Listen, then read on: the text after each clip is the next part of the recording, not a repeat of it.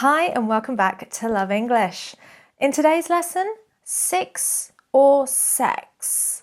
What is the difference in pronunciation? Yes, today is all about pronunciation. Today we're going to be looking at some common errors that are made when it comes to pronunciation, particularly when two vowels sound very similar. So today I want to explain many of the common phonemes, vowel sounds that we have in English. In today's lesson, we're going to look at and explore the differences in many of the vowel sounds in English. Now, for some of you, depending on your nationality, some of these sounds might be actually a lot more difficult than others, simply because you may not even have these sounds in your language. So how are you supposed to know how to pronounce them? And of course, it is important that understanding these sounds will help you distinguish between different words, because there are many words in English that sound very, very similar, but are simply different by one vowel sound or consonant sound. Now, sometimes this can be a little bit embarrassing, the difference between cock and coke, but sometimes it's just confusing. So today I want you to listen not only with your ears, but also with your eyes. Pay attention to how I mouth and sound the sounds. Look at the position of my tongue, my teeth, my lips. All of these things are going to give a big clue to help you identify the differences in the sounds and also help you produce those sounds. Now, these words are referred to as minimal pairs. Minimal pairs. Words that are separated and distinguishable by only one different sound. In today's lesson, we're going to be looking at vowel sounds, but I will, if this lesson is popular, create a part 2 looking at consonant sounds. So on with the lesson, minimal pairs, problem sounds for you guys, understanding the differences, improving your listening and pronunciation. Let's get started with six and sex. Right, it's important that you understand the different type of vowel sounds in English. We have short sounds like I, We also have longer sounds like e, oo, ah. And we also have diphthongs that are essentially two vowel sounds coming together. And with a diphthong, your mouth will move. Ow, ear, oi. So today we're just going to be looking at long and short vowel sounds because these are the ones that are often confused. First, let's look at six. Six. Now here we can see the phonemes look like this and the pronunciation six, I. It's a short E sound, I, like ship, ship. So look at how I pronounce the sound, I. You'll notice that you can see my teeth nicely, that my mouth is slightly stretched across my teeth and my lips become wider. My tongue is lying at the bottom of my mouth, but it's actually touching the bottom set of teeth. Okay, it's just there. So, I. I'm pushing forward air and then stopping it very quickly. Try it with me one time. I. Ship. Six. Of course, with the word six, it's quite tricky because you have the x sound there. And of course, that can also be another problem. Ix, six. Try it without the S. Ix. Then add the S. Six. Okay. Looking at sex. Here we have an sound. Notice that my mouth actually becomes slightly wider, more open. And the sound that I make, I'm pushing air out. And stopping it again quite suddenly. It's a short sound. So let's compare. I. You're kind of pulling your mouth wider when you do the I. I. I. Have a go right now. Come on, look crazy. And try pronouncing those two words. 6, 6, sex, sex. So, I, 6, sex. Now, I'm using my hands here because I'm trying to encourage you to be aware of the shape of your mouth. So by doing and this, hopefully you're actually helping yourself make the correct shape with your mouth. I. The placement of my tongue doesn't change, in fact, but it is the shape my mouth makes. Now, let's have a look at some common minimal pairs and the vowel sounds that we need to understand to be able to pronounce them correctly. Right. Ah, ah, ah. We've got a big open mouth there. Ah, apple, cat, anaconda. Okay, we've got a big A sound and the mouth opens wide. Ah, and then compare ah. Wide but more narrow. Ah. Try the hand movements. Do it in a mirror. Obviously, if people are listening in, they might think you're a little bit crazy, but don't worry about it. Let's have another go. Ah. Okay, and then Now, we can think about umbrella, up. Umbrella, up. In England, you often need to have your umbrella up. It's been raining quite a lot. So let's look at some minimal pairs where these sounds, when confused, can mean you say a completely different word. Cat, cat, cut, cut, cat, cut. Ankle, ankle, uncle, uncle. Ran, ran, run, run. Drank, drank, drunk, drunk. Drank, drunk. Match, match, much, much. Match, match, much, much. Now, for more practice, you might want to try writing a sentence with two of these words together in the same sentence to help you practice them in a real natural way. For example, I drank too much and got drunk. I drank too much and got drunk. Try it with me. I drank too much and got drunk. Okay, there we go.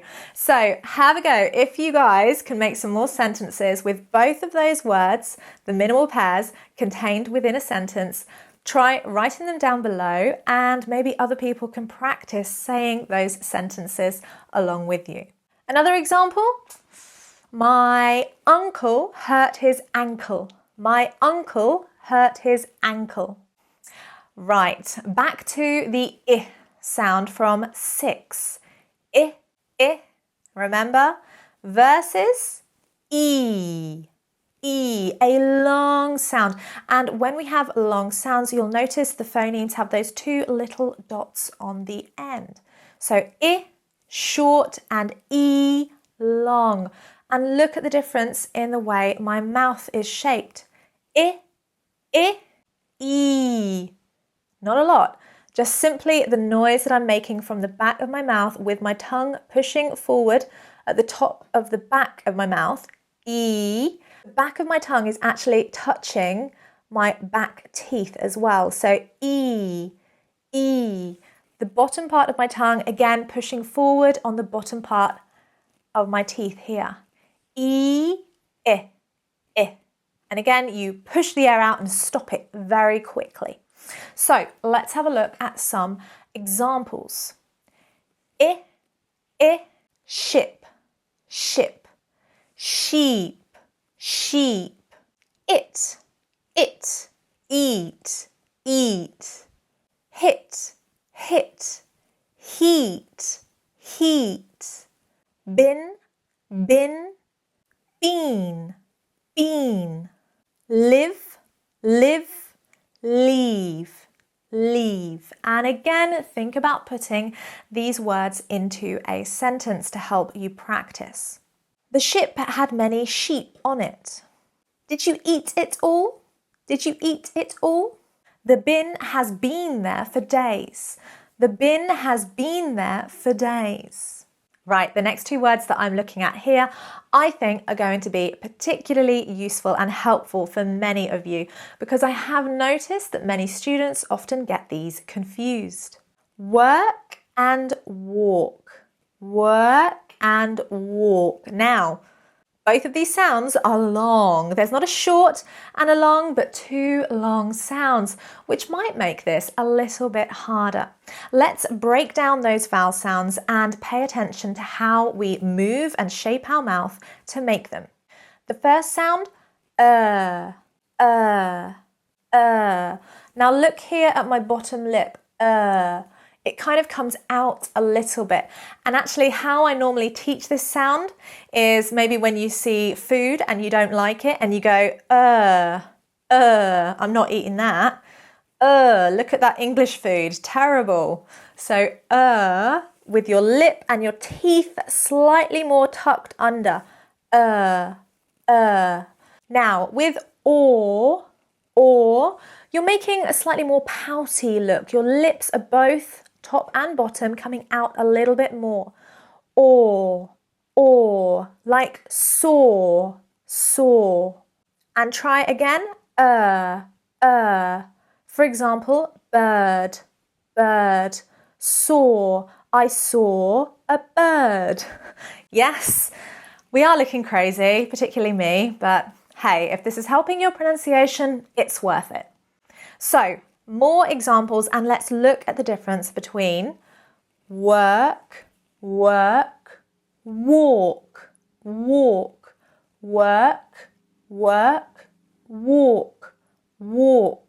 And pay attention, guys, yes, the L is pretty much silent. We don't say walk.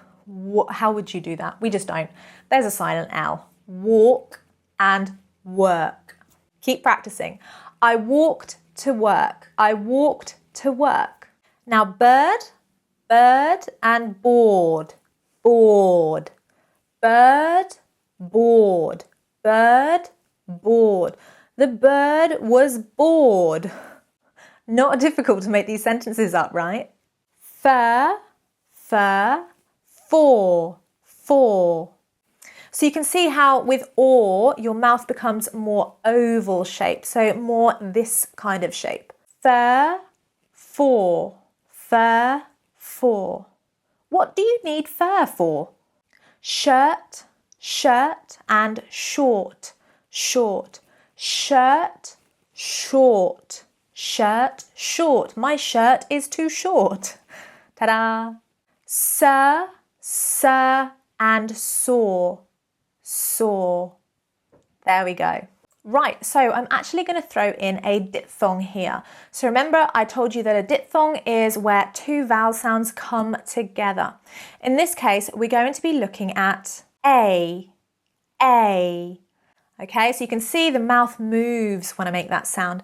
A, like train. And compare that with that big round A sound, that vowel, A. So the air is being stopped. A. Apple, train. Let's have a go and look at some different examples of minimal pairs. Hat, hate.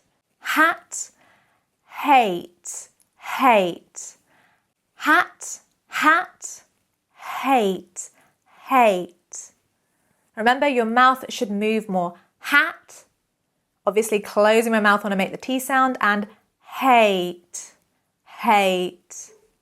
Mad, made. Lack, lake. Back, bake. Cap and cape. Remember, try making a few more sentences to help you practice those sounds. I hate her hat. I hate her hat. Now, continuing with the A sound, but this time comparing it with E. A. Big round vowel sound, and then E. There, you're pulling your lips across your teeth and making a slightly wider shaped mouth. E, A. Bat, bet. Dad, dead. Pack and peck. Sad and said. She said something sad. And finally, tan and ten. So hopefully there you've got a better idea of the differences between those two short vowel sounds, and they are very, very similar. Again, I'm not expecting you to speak with your hands all the time, but while you're practicing, this just might help you create the right shape for your mouth to make those sounds. Now, finally, we're going to end with two long sounds. Ah, like ah, look at that baby, so cute. And or, like or. Or maybe ah, look at that cat, isn't it cute? So ah and or. Ah, a little bit like ah, big wide mouth, open wide. Ah, and then or. So your mouth actually goes narrower. Ah, or. Ah, or. My tongue is at the bottom of my mouth, not doing very much really. And obviously because they are long sounds, we're elongating it, making them longer. Or, ah, or, ah. Let's have a look at some minimal pairs. Far, for. It was far for her to walk. Far for her to walk. Tart and taught. She taught me to make a tart. She taught me to make a tart. Part and port. Farm and form.